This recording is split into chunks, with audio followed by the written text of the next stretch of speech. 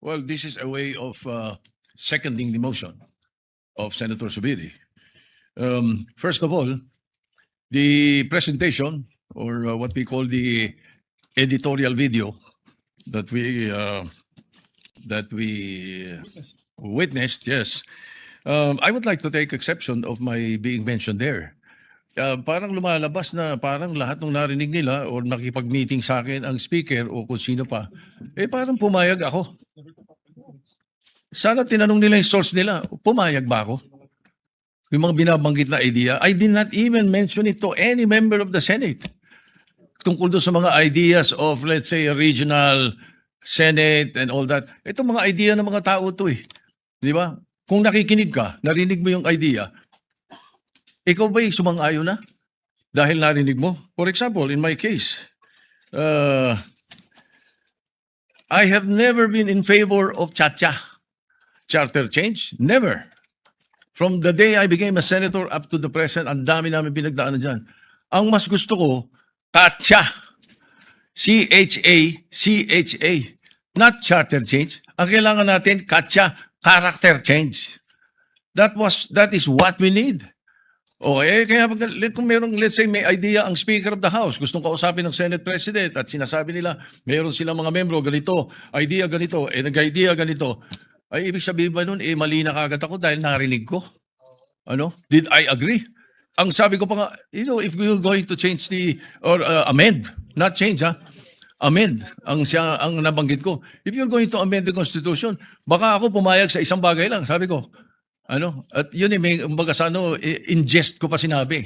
Sabi ko, ibaba natin ang edad. Bakit sa Amerika, 35 years old ang presidente? Ang senator, 30. Bakit sa atin, 40 and 35? Kaya mali pa rin yung sinasabi doon sa isa sa comment sa the distinguished lady na sinasabi, gusto ko raw iakyat into 50 para ma-disqualify doon sa Duterte. That's not true, Mr. President, Madam President. That's impossible. I never said that. Di ba? I have nothing to do with the proposal for any elections of Sara Duterte in 2028. For all you know, I might vote for her. Di ba? Ano ba yan Hindi pa pwedeng porque pinag-uusapan, narinig mo, yun na kagad. At saka lalabas dito na para bang ako yung nakikiisa. I have nothing to do with the allegations of Chacha. I heard the proposals. I never brought it up to my colleagues. Any one of them.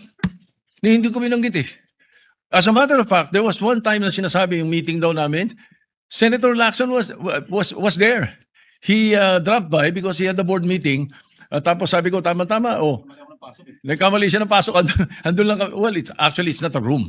It's just the VIP area. That's open, very open. Sabi ni Senator Lacson, anong ginagawa nyo rito? Nagkamali ako ng pasok. Hindi, sabi ko, nagkwentuhan lang kami. Sabi ko, at tinanong ko pa siya, ilan ba yung kwartong pinapagawa sa new Senate building? I even asked him that. Bakit? Sabi niya, why? Ito kang kako, yung mga congressmen gustong gawing regional. Gusto nilang gawing 36 ang mga senador. Sabi ko, tatanong ko kung kakasya ron. We were joking. So yung mga source na nakikinig ng mga kwento, parang they make it sound sinister. Mag-ingat po tayo sa mga ganong kwento. Hindi ko sinasabing hindi nangyari. Nangyari. Yung nag-usap kami, nakita kami. As a matter of fact, you will not be surprised. You should not be surprised if I often see Boji D. Because Boji D is my golf mate. Ang mga golfing friends namin, every now and then, nakaka-dinner kami. And during that time, na pinag-uusapan nila yung na binabanggit na nag-meeting daw kami dahil sa Chacha. Parang ganun ang dating That's not true. Ang talagang topic namin was the new TW777 of Honma Meres. It's a new set of clubs that Speaker Boji was telling me that he wanted to buy and asked me if I tried it already. Kami mga golfing buddies na grupo. Even Dom Mendoza was there because Dom Mendoza is NPC also. He's the Secretary General of NPC. So pagka nakikita-kita kami almost, every 2 weeks? Every month, we have an NPC meeting. We always miss you, Madam President, because you seldom attend. So hindi dapat masamain kung nag-uusap-usap ang mga politiko, kung may mga idea mga politiko.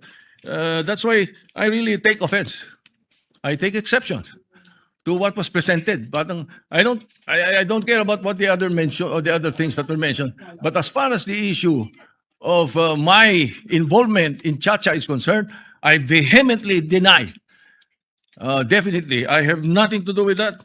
And I second the motion of Senator Subiri that the editorial video should be stricken off the record because it appears na parang mayroon tayong sinister na plano na kasama kami.